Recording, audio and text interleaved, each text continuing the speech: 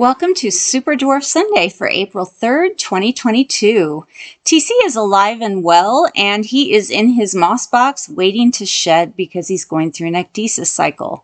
The video you're about to see is the one that TC and I submitted to Reach Out Reptiles when they put out a call for people to submit video and photos of their snake enclosures. They used portions of this video in the one they produced, which you can watch on the Reach Out Reptiles YouTube channel.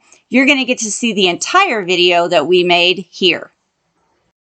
Hi everybody at Reach Out Reptiles. It's Lori with Behavior Education, and you guys asked for it, so here it is. I got some footage of Tausetti's enclosure, and if you want to see the actual snake, TC, he is at the end of this video with me saying goodbye. All right, we're going to start actually on the outside of his enclosure first.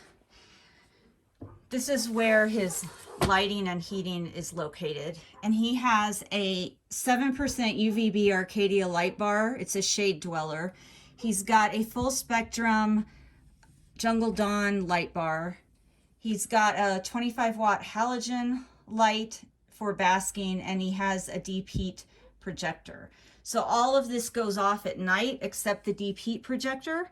And when this runs out and quits working, I'll likely replace that with a ceramic heat emitter, because the deep heat projector does not actually reproduce night heat the way nature would. At night in nature, they would just have infrared C for nighttime heating, and the ceramic heat emitters or heat masks are what produce that.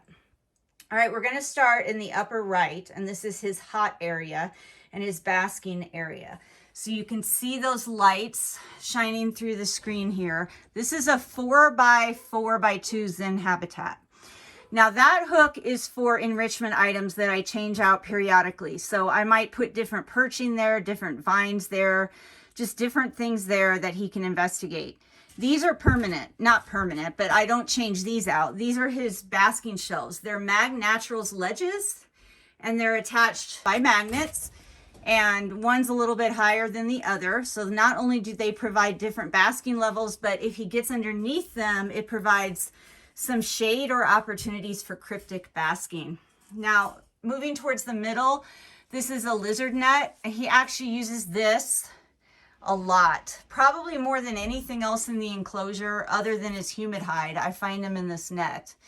And then he does have a large sky hide from Reptile Basics, which I find him in periodically. He's got a real branch here. He's got a 3/4 inch and a 1/2 inch PVC perch. He's got a Mag Naturals hanging cave. I seldom see him inside the cave. He tends to sit on top of the cave and look out the door. And that's a clue that he wants out.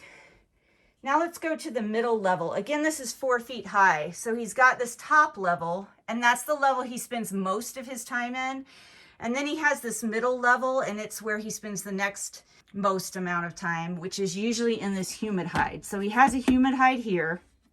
And then he has a water container here, which he can get inside either one of these holes and drink or do some swimming or soaking. He drinks out of this a lot. He's got a shelf, and then he has a space leading down to his swimming pool. He's got a corner shelf with 3 heights. He's got a log here. And then as we work our way down, he's got another PVC perch that goes all the way the length of his enclosure, along with this bigger net that goes the length of his enclosure. Now, if I move this out of the way, you can see that this shelf has 2 more levels. He's got a second humid hide here in this middle level of the shelf. He's got a rock and just a black plastic hide down here. And this would be a cool area if he needed to get cool. He's got drinking water here, and it is on top of a large Reptile Basics black plastic hide. This side of his enclosure has aspen bedding. He has a 3rd humid hide here on the ground level that's sitting on top of just a plain shoebox hide. It's got a hole in it on the other side for him to get in. And then he has a swimming pool in this corner. And I've got rocks in the swimming pool so that if he does get in the water, he's got something to sit on or grip onto while he's in there swimming around. He's got a ledge right above it. And then this side of his enclosure, I use some kind of bedding that can stay moist and wet in case his swimming pool overflows or he splashes. And then it just creates a little bit more humidity on this side. Right now he's got damp cocoa husk in here, but sometimes I use cypress mulch or Repti chip. And then this is plexiglass down here. And the Zen Habitat comes with this piece of plexiglass or an optional screen. So if you had a snake that didn't need high humidity or to keep moisture in or needed more ventilation, you could put a screen in here instead of using the plexiglass. So that is basically his enclosure from top to bottom. He does have 2 sliding doors, which he knows how to get out of. And so I have to keep those locked with 3 locks. I could replace them with glass, and I don't think he would get out. However, he's going to outgrow this enclosure. It's 4 feet long by 4 feet high by 2 feet deep. And when he outgrows this, someone else will inherit it. And so I just don't feel like investing in glass doors. The locks are keeping him in. So there you go, everybody. TC's enclosure is clean and the doors are back on, and it's all ready for him to go back in, which he does not want to do right now. It's still early in the evening, and once TC comes out, well, truthfully, he never wants to go back in, but I put him away in the morning before I go to bed, which is usually around 4 a.m. So he'll be out the rest of the night, and then I will put him back in, and the very first thing he does when I put him away is sit in that hanging lizard net. And then when I wake up later in the morning around 11 a.m., he is usually in his humid hide or his sky hide, and then at some point during the day, he always comes out to bask.